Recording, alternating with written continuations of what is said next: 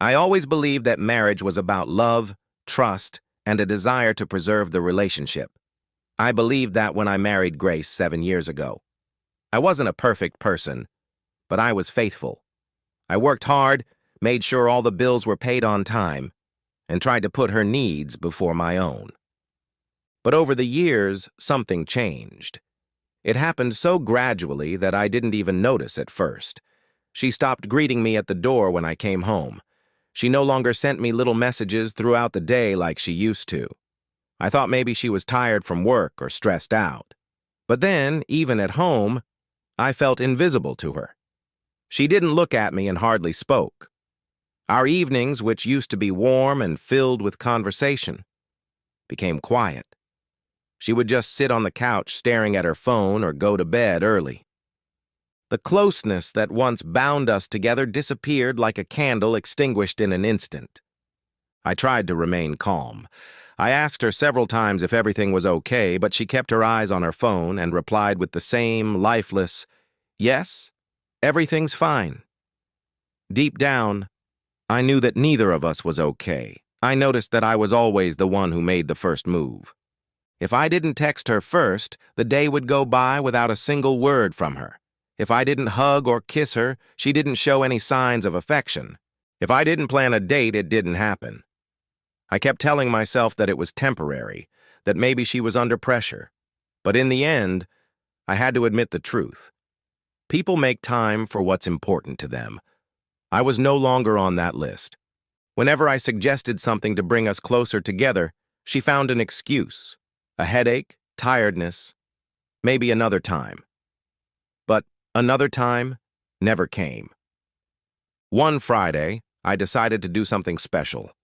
I left work early, stopped by the store, and bought the ingredients for her favorite dinner: pasta with homemade sauce, garlic bread, and a bottle of good wine. I wanted to remind her of how things used to be. I set the table, dimmed the lights, and lit a few candles, just like we did when we were newlyweds. I was excited and hoped that tonight would be different. She came in around 7 p.m., threw her bag on a chair, and I greeted her with a smile. She barely glanced at me before quickly replying, "Hi." Her gaze fell on the table and the dinner I had spent hours preparing. No smile, no sign of gratitude. Instead, she muttered, "I already ate." My heart sank and I quietly repeated her words. "You already ate?" "Yes, I had a snack with the girls after work," she said, taking off her shoes. She walked straight to the couch, sat down, and without a word, took out her phone. I just sat there looking at her, hoping she would notice my disappointment, hoping she would appreciate my efforts. But she continued scrolling through her screen, her face lit up by the light of her phone, completely detached from me and the dinner I had prepared for her. Finally, after sitting in silence for a while, I spoke. "Grace." She didn't look up. "Are we okay?" She exhaled irritably, as if I were wasting her time. "Justin, why do you keep asking me that?" "Because we don't talk anymore," I said. "You don't even look at me the way you used to." She rolled her eyes. "I'm just tired. It's not that important." I wanted to believe her. I wanted to believe that she was really just tired. But deep down, I knew the truth. She wasn't tired. She just didn't care.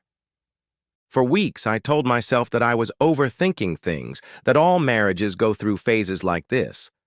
But I felt like I was living with a stranger. She wasn't the wife I used to know. She was just someone who happened to live in the same house as me and treated me like an invisible roommate rather than her partner. Then came the night when everything changed. We had dinner together. That is, I ate while she picked at her plate and scrolled through her phone. After dinner, I cleared the table, which she had always helped with before. When I returned to the living room, she was sitting hunched over on the couch, still glued to her phone, her expression blank, illuminated by the screen. I stood there looking at her, feeling a heavy emptiness in my chest. I walked over and sat down next to her. "Grace, we need to talk." Without looking up, she replied, "About what?" "About us. About this distance between us." She sighed and finally put her phone down. There was no sadness or fear in her eyes, only boredom. "Justin, I don't know what you want from me." "I want my wife back," I said, feeling anger and grief mingling in my chest. She snorted contemptuously and crossed her arms. "I never left." "Then why do I feel like I'm married to a ghost? We haven't been close for months. You barely touch me, barely talk to me. You act like you can't stand me." Rolling her eyes again, she said, "I told you I'm tired. Can't you just accept that?" "You're always tired," I said, raising my voice despite my attempts to remain calm. "That's all I ever hear from you. But all I see are your excuses to avoid me." She shook her head in exasperation. "Oh, so now you're telling me how I feel. If I want to, I will. If I don't, I won't. It's that simple." And then she said it, the words that broke something inside me. "What I do with my body is none of your business." I felt like she had hit me. I stared at her, stunned. "What?" I whispered. Leaning back on the couch, her arms still crossed, she said, "Just because we're married doesn't mean I owe you anything." Something inside me broke. I wasn't asking for something I wasn't ready to give. I wasn't demanding. I was begging her for intimacy. "Grace," I said quietly, "this isn't about obligations. It's about love. About intimacy with the person you married." She laughed dryly. "You're so dramatic. It's not all about you, Justin." A cold, suffocating silence fell between us. That was it. At that moment, I knew it was really over. I knew I was the only one still holding on, and that I had finally given up. I looked at her, really looked at her, at this woman I once loved, the woman I had built my whole life around, and all I saw was a person who had let me go long ago. For months, I had begged for crumbs of love. I had made excuses for her coldness. I convinced myself that if I tried harder, waited longer, she would come back to me. But in that moment, I saw the truth clearly. She wasn't coming back because she was already gone. She had left our marriage long before that conversation, just waiting for me to realize it. And now, I finally did. Something had changed in me. It was as if a weight I had been carrying around for years had suddenly disappeared. I felt no anger, no heartbreak. I wasn't even sad anymore. I was just done. I stood up. "Okay," I said.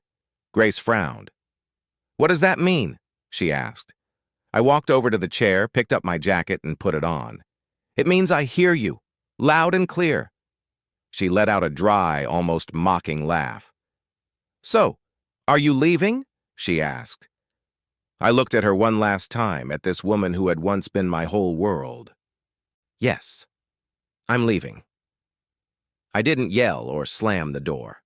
There was no dramatic exit. I just walked out and felt free for the first time in many years.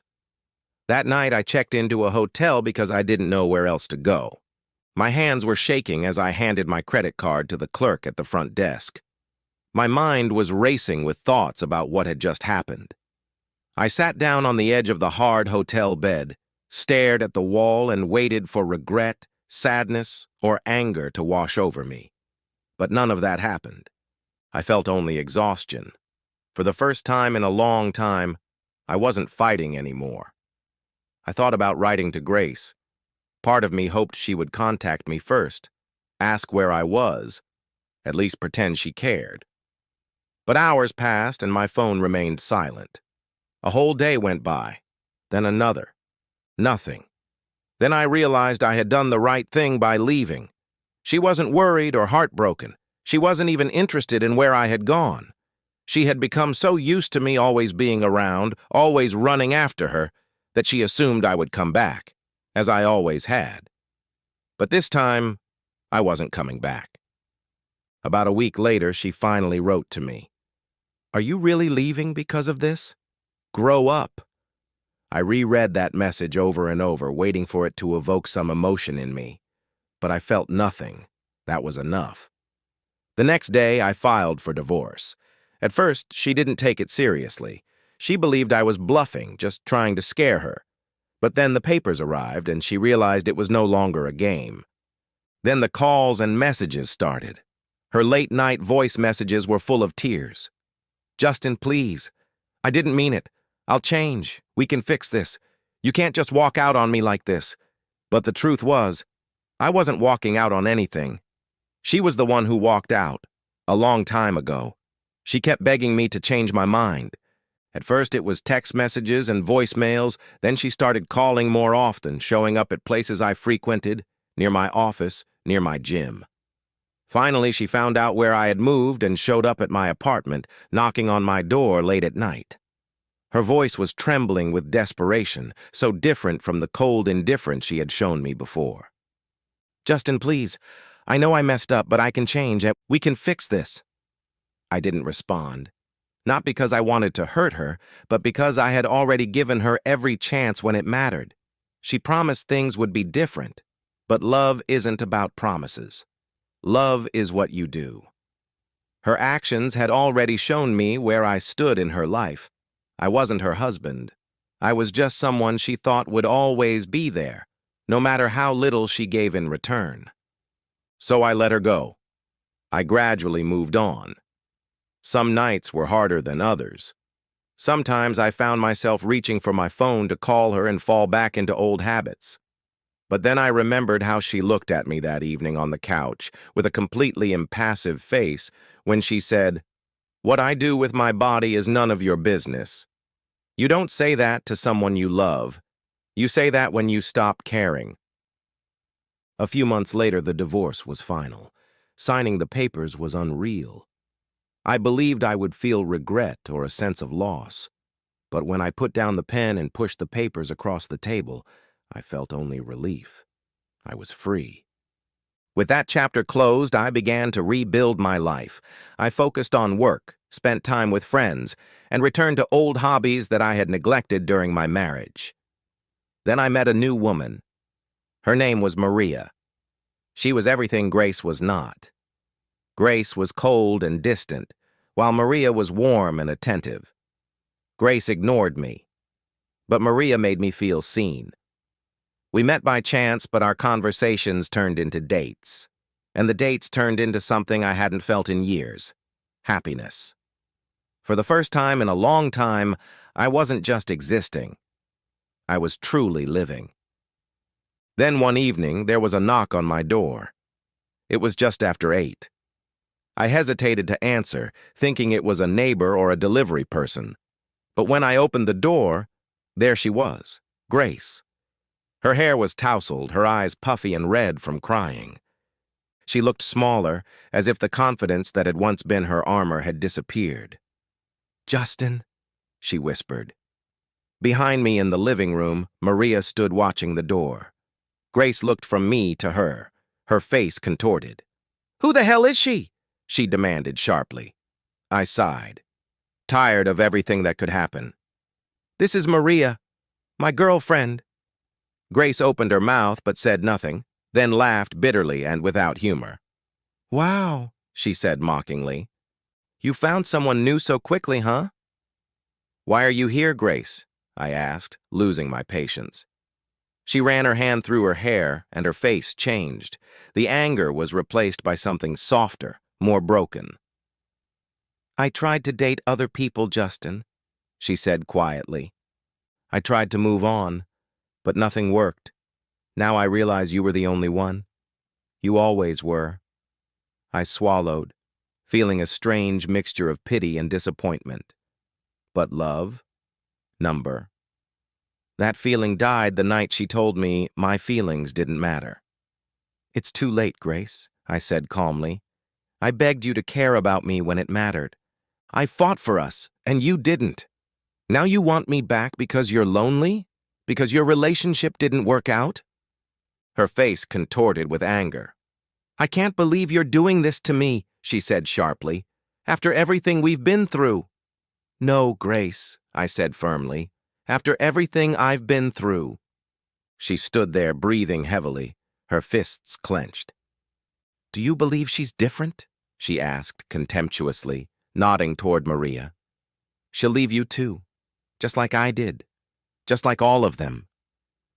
Maria didn't even flinch. She reached out and took my hand, standing beside me. Grace slumped. She expected me to forgive her. She expected to see the old me, the one who always forgave, who always stayed. But that person was gone. It's over, Grace, I finally said. Don't come back here. She stood there for a moment, as if she wanted to say something, but she didn't. Then she turned and walked away. I closed the door behind her and locked it. Maria squeezed my hand. Are you okay? She asked quietly. I turned to her and smiled for the first time in a long, long time. Yes, I said. I'm really okay. And I meant every word.